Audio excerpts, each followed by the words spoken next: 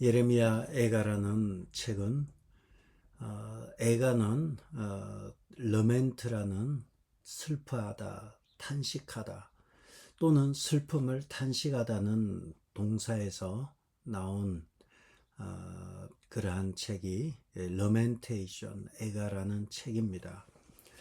이 슬픔을 드러내는 이 책은 그 배경이 조국 예루살렘의 조국 이스라엘의 멸망과 그리고 이러한 조국의 백성들이 포로로 끌려가는 절망스러운 상황에서 그리고 그들이 그토록 귀하게 여겼던 성전이 불타버린 상황에서 예루살렘에 대한 통곡과 슬픔을 담은 책이 예레미야 애가서가 됩니다. 이러한 조국의 현실 앞에서 생각만 해도 눈물이 흐르는 거예요. 우리는 다 이민자로서 조국을 떠나왔지만 조국의 현실과 어려움이 우리에게 닥치면 우리도 동일하게 그러한 슬픔에 생각이 잠길 수 있죠. 그러나 예레미야는 그 격동의 현장에 있었고 격동의 시기에 왕이 두 눈이 뽑히는 것과 왕자들이 끌려가는 것을 다 보았고 하나님이 임재하셨던 성전은 불타버렸고 백성이 끌려가는 현실 앞에서 역사의 현장 앞에서 예레미야는 울음과 눈물과 통곡과 슬픔이 있었던 것이고 이것을 민족적인 슬픔을 담아낸 그러한 책이 애가서가 됩니다. 이러한 고통을 이러한 슬픔을 기록한 것은 이 모든 슬픔의 원인이 죄 때문이었구나, 불순종 때문이었구나. 그리고 이러한 고통을 기록함으로 공동체가 함께 울고 공동체가 함께 회개하고 마지막으로 공동체가 다시 일어서도록 이끌기 위한 것이 바로 애가라는 책의 장르가 되는 것입니다. 결국 애가의 목적은 현실과 소망 사이에서 현실은 절망이에요. 절망 중에 소망이죠. 그렇다면 애가에는 크게 두 개의 단어가 핵심적인 키워드가 됩니다. 하나는 현실을 놓고 보면 절망이란 단어이고 하나님의 신실하심과 성실하심을 놓고 보면 소망이란 단어입니다. 제 애가는 중요하게 절망과 소망이 핵심 단어가 됩니다. 이 절망이라는 현실을 풀어놓고 나면 우리의 이 나라를 빼앗긴 이 절망은 우리의 불순종과 죄로 인한 것이지만 하나님의 언약의 성실하심으로 인해서 다시 회복될 소망을 가진 이야기, 바로 애가가 됩니다. 그래서 우리는 이 단순한 게 어떨 때 해석을 할 때 참 편합니다. 예레미야 애가의 핵심 키워드는 절대 절망 위에 있는 절대 희망이 되는 것입니다. 현실은 절대 절망이지만 하나님을 바라보면 절대 소망, 절대 희망으로 바뀌는 것, 그것을 노래한 것이 애가가 됩니다. 그러나 예레미야는 또는 우리는 잊지 않죠. 그러나 절대 소망과 절대 희망이 있지만 현실은 여전히 너무 어렵다는 거예요. 어쩌면 우리 시대의 이 현실에서 괴로운 현실에서 벗어날 수 없다는 것, 그런 절망 가운데 있지만 하나님을 생각할 때에 절대 소망과 절대 희망으로 바뀌는 것을 우리는 봅니다. 그러므로 애가는 이 절망을 숨기지 않아요. 절망을 직면해요. 믿음이라는 것은 현실을 외면하는 게 아니에요. 현실이 어려운데 어려운 걸 안 어렵다고 하면서 할렐루야 하고 막 나가는 거 아니에요. 현실을 인정해요. 현실을 숨기지 않아요. 현실을 직면하면서 그 가운데서 하나님의 역사하심과 하나님의 성실하심을 묵상할 때, 그렇게 묵상할 때에 오늘 본문 말씀처럼 이 주의 사랑과 주의 인자와 주의 긍휼을 생각할 때에 이것들로 말미암아서 매일마다 아침마다 늘 새롭다는 거예요. 현실은 어려운데 늘 마음이 모든 것이 새 것 같고 또 눈 뜨면 또 새 하루가 시작되는 것을 느낀다는 것입니다. 오늘 이 시인은 현실을 직시하고 현실 위에 있는 절대 소망을 바라보는 것이 이 에가서의 목적이 되는 것입니다. 그 중에서도 특별히 에가서에서 3장 22절과 23절은 예레미야 에가서의 거의 핵심 구절이 됩니다. 22절 보시면 여호와의 인자와 긍휼이 무궁하심으로 우리가 진멸되지 아니함이니이다. 지금 이 말을 통해서 놓고 보면 우리가 진멸될 상황에 있구나, 이것을 알 수 있잖아요. 우리가 진멸되지 아니함이니이다. 우리가 지금 굉장히 어려운 상황, 진멸될 상황에 있음을 우리는 알 수 있습니다. 현실을 정확하게 직시합니다. 그렇지만 현실을 넘어선 중요한 것을 22절에 여호와의 인자와 긍휼이 무궁하심으로, 여호와의 인자와 긍휼이 탐이 없다는 것입니다. 인자라는 것은 헤세드입니다. 헤세드라는 것은 크게 하나지만 두 가지로 나누면, 첫째는 헤세드라는 것은 언약의 하나님. 언약의 하나님은, 언약은 약속이죠. 약속의 하나님. 이것을 헤세드라 부릅니다. 언약의 하나님, 약속의 하나님. 그럼 뭘 약속했는가라는 거예요. 그것은 바로 우리를 다시 회복시킬 메시아를 보내주신다는 약속이 되죠. 언약의 하나님, 인자는 헤세드예요. 이 헤세드, 인자는 언약의 하나님으로서, 약속의 하나님으로서 약속한 것은 반드시 지킨다는 거예요. 이 지키다라는 이 동사 속에 성실이라는 개념이 있는 거예요. 여호와의 성실하심은 약속을 반드시 지키시는 하나님을 나타내는 거죠. 그리고 이 인자 헤세드는 첫 번째는 언약의 하나님. 이 언약의 하나님은 반드시 우리가 똑같이 생각해야 될 것은 언약을 반드시 지키시는 하나님하고 같이 다뤄야 돼요. 인자는 언약의 하나님이고, 두 번째는 그 언약을 반드시 지키니까 이것을 우리는 unfailing love라 그래요. 결코 fail하지 않는, 실패하지 않는 사랑, 결코 실패하지 않는 사랑, 그것이 인자가 됩니다. 그 다음 인자와 긍휼은 무궁하다 할 때, 긍휼은 깊은 마음속 깊은 곳에 자비와 불쌍히 여기는 마음이에요. 이렇게 자비의 마음, 긍휼의 마음, 불쌍히 여기는 마음, 이것이 있는 거죠. 근데 여기서 긍휼이란 단어는 라하빔인데, 라하빔은 라는 R이 됩니다. 그리고 하는 H가 되죠. 밈은 M이 되죠. 그래서 레헴이 됩니다. R, H, M이니까 히브리어 어근으로 레헴이 되는데, 이 레헴이라는 긍휼이란 이 단어의 어근인 레헴은 여성의 자궁을 의미합니다. 보호하는 거죠. 어린 뱃속의 아이를 보호하기 위해서 산모는 먹고 싶은 것 안 먹고 이 아이를 보호하기 위해서 온몸을, 모든 음식이나 모든 걸 신경을 쓰죠.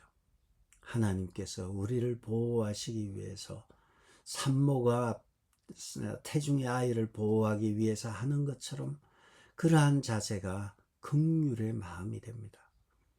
하나 여호와의 인자하심, 언약을 반드시 지키시는 하나님, 결코 실패하시지 않는 하나님, 그리고 그 하나님은 우리를 산모가 태아를 감싸듯이 우리를 자비하고 우리를 긍휼히 여기고 불쌍히 여기는 마음, 그것이 무궁하다는 거예요. 인자와 긍휼이 끝이 없다는 거예요.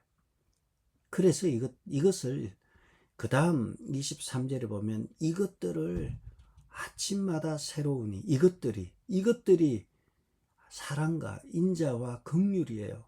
여호와의 인자와 긍휼을, 이것들을 아침마다 새롭다는 거예요.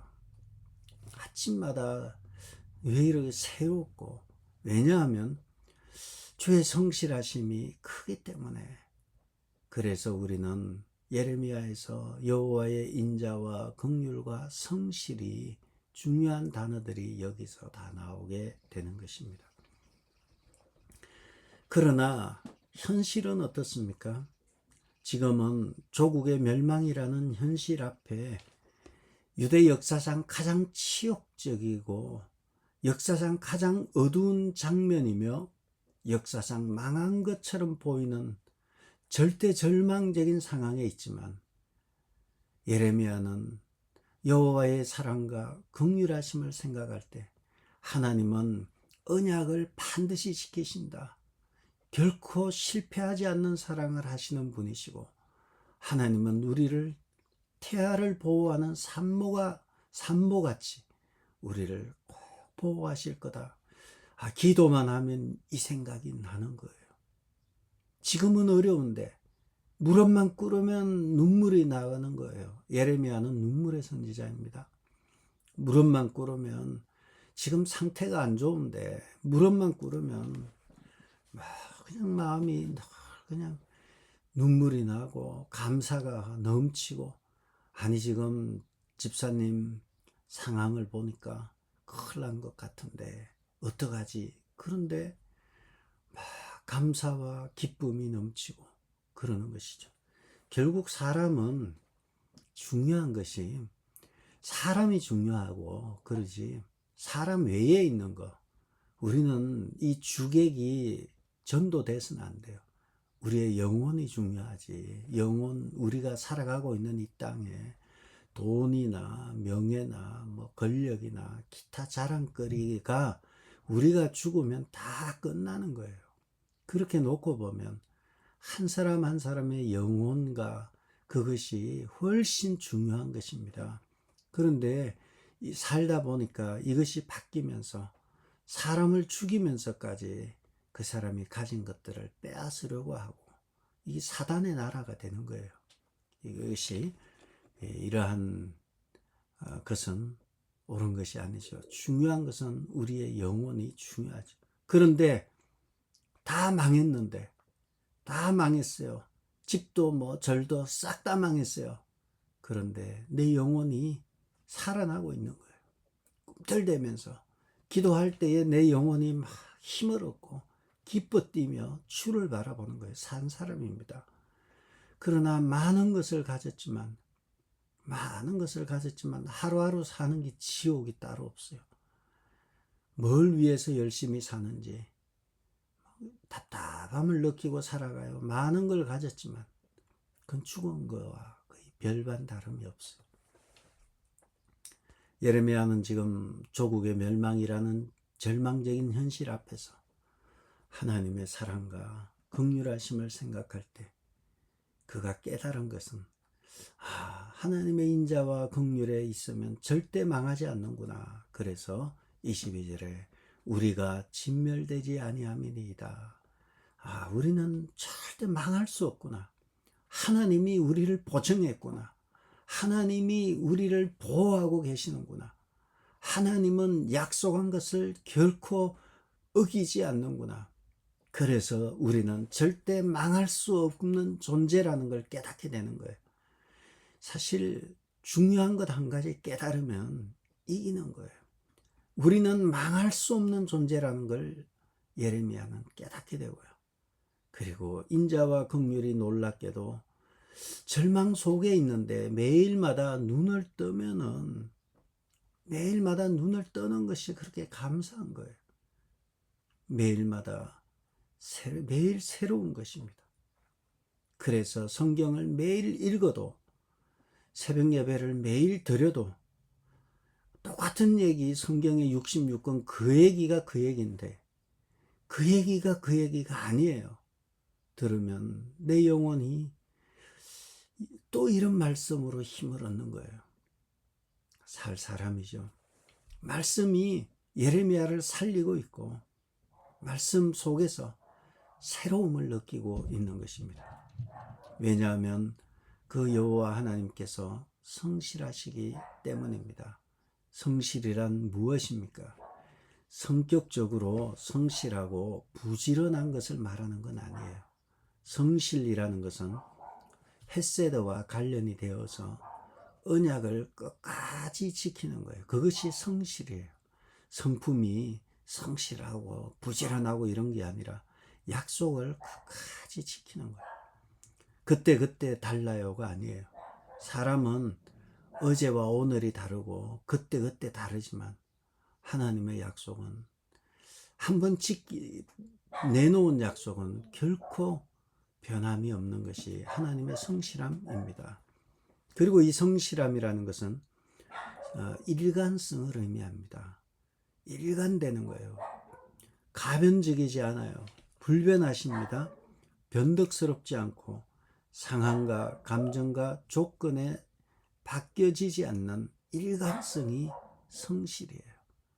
하나님께서는 그의 약속을 반드시 지키시고 그리고 성실하게 그것을 이루어 가시는 분이 바로 하나님이십니다.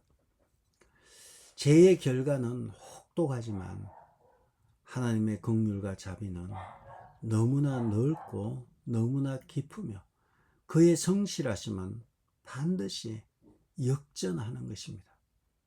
죄가 인간의 반복되는 실패가 하나님의 은혜를 덮을 수 없어요. 죄가 하나님의 성실하심을 뒤집을 수 없어요. 그 어떤 죄 가운데 빠졌다 할지라도 하나님은 우리를 자녀 삼으시면 끝까지 우리를 구원하시는데 심지어 이것의 결정적인 사건이 하나님의 인자하심과 하나님의 긍휼하심과 하나님의 성실하심, 이것이 만나는 결정적인 사건은 바로 구약의 약속을 신약에서 예수 그리스도께서 우리를 사랑하셔서 우리를 긍휼히 여기셔서 예수 그리스도 삼위 하나님께서 성실하게 그 약속을 지키셔서 십자가에 달려 죽으시기까지 사랑하신 십자가 사건이 인자와 긍휼과 성실의 절정이 되는 것입니다. 그래서 우리는 결코 멸망하지 않습니다. 왜냐하면 우리의 의 때문이 아니라 우리의 죄를 대신하신 예수님께서 십자가에 달리면서까지 사랑하셨기 때문에 우리는 결코 멸망하지 않습니다. 우리를 사랑하셔서 십자가에 달리실 정도로 그분은 일관되게 약속을 지키시고 변함없는 성실함이 있기 때문에 우리는 결코 망하지 않습니다. 그 성실함을 생각을 하면 놀랍게도 아침마다 늘 새롭고 늘 새로우며 늘 신선한 것입니다. 저는 여러분이 이러한 하나님의 인자와 긍휼과 성실하심을 경험하기를 바랍니다. 이것은 아무에게나 주어지지 않아요. 성령께서 생각나게 하시고 하나님의 말씀을 생각나게 하시고 깨닫게 하시고 그렇게 할 때 가능한 것입니다. 우리의 힘으로 알 길이 없어요. 하나님의 신비를 인간의 생각으로 쫓아갈 수가 없어요. 하나님의 생각과 우리의 생각은 너무나 다르고 하나님의 계획과 우리의 계획은 너무 달라요. 하나님이 보여주지 않는 한 우리는 알 길이 전혀 없어요. 그래서 성경을 계시의 책이라 그러는 거예요. 계시의 책이란 하나님이 인간에게 찾아오신 것이고 하나님이 인간에게 알려주신 것을 계시라 해요. 우리는 하나님이 계시하지 않으시면 우리의 힘으로는 하나님을 알 길이 전혀 없어요. 알 수도 없어요. 성령께서 우리로 하여금 하나님의 말씀을 생각나게 하고 깨닫게 할 때 우리는 눈물을 흘리고 깨닫고 알게 되는 것입니다. 저는 여러분들이 이러한 성령의 역사로 말미암아 하나님을 계속해서 알아가고 그 안에서 누리는 한없는 자유와 평강이 넘치기를 축복합니다. 오늘도 이 새벽에 성도들이 20분 이상 온라인으로 보니까 한 50명 넘게 지금 보시는 것 같은데 더 될지도 모르지만 어쨌든 여러분들이 새벽에 이렇게 나와서 하나님의 말씀을 듣는 것은 너무너무 감사한 일입니다. 한 사람이 그냥 한 표를 더하는 그러한 것이 아니라 하나님이 여러분의 마음을 감동하지 않으면 이런 일이 일어날 수 없기 때문입니다.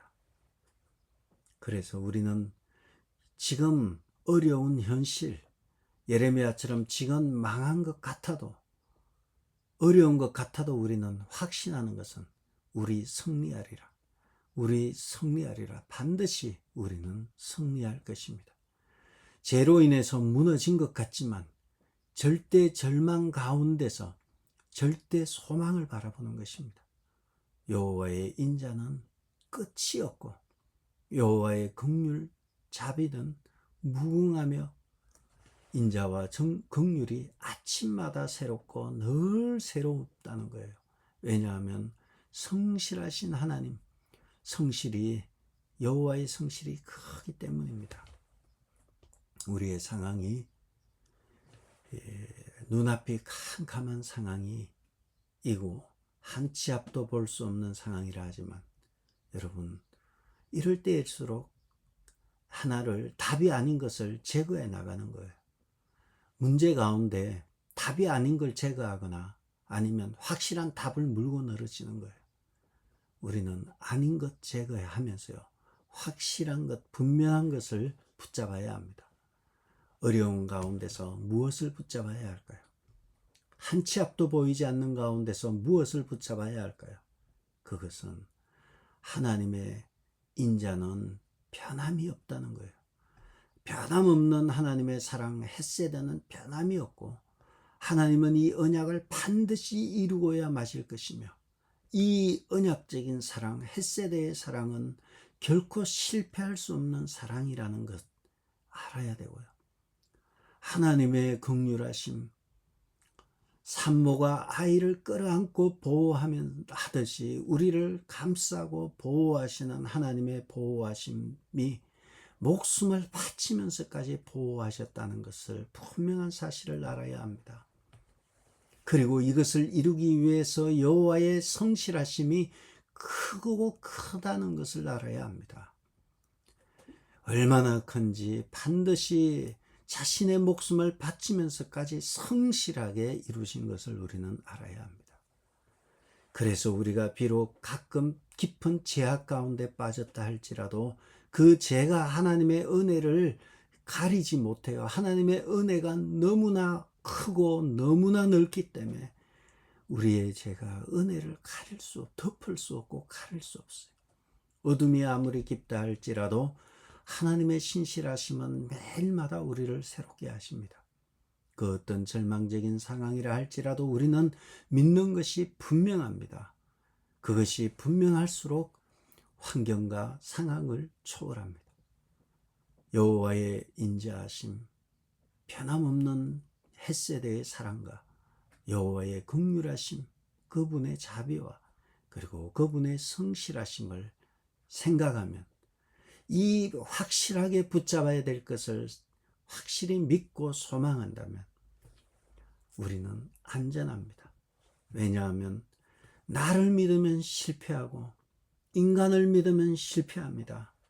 그러나 자신을 내놓기까지 사랑하신 하나님의 인자하심과 하나님의 긍휼하심과 하나님의 변함없는 성실하심을 믿는 것은 가장 안전하고 가장 완전하기 때문입니다. 우리를 믿으면 필패의 삶을 살지만 하나님을 신뢰하면 필승의 삶을 삽니다. 그분이 나와 나의 상황과 관계없이 일관되게 나를 사랑하시기 때문에 그분이 가장 안전하며 그분이 가장 완전합니다. 그분의 성실하심으로 인해서 오늘도 이 새벽에 말씀 앞으로 나와서 기도하는 여러분에게 여러분 마음속에 하늘의 평강과 위로와 또 하루를 살아갈 새 힘을 얻는 복되고 귀한 하루가 되기를 주의 이름으로 축복합니다. 성도들 중에 아픈 성도들을 위해서 기도해 주시기 바랍니다. 기도하겠습니다. 아버지 하나님, 여호와의 인자하심과 여호와의 자비와 그의 성실하심이 크고 큰 것을 신뢰함으로 오늘 하루도 승리하는 복된 하루 되게 도와주옵소서. 예수님의 이름으로 기도합니다. 아멘. 하늘에 계신 우리 아버지여, 이름이 거룩히 여김을 받으시오며 나라의 마옵시며 뜻이 하늘에서 이룬 것 같이 땅에서도 이루어지이다. 오늘 우리에게 일용할 양식을 주옵시고 우리가 우리에게 죄지은 자를 사하여 준 것 같이 우리 죄를 사하여 주옵시고 우리를 시험에 들게 하지 마옵시고 다만 악에서 구하옵소서. 나라와 근세와 영광이 아버지께 영원히 있사옵나이다.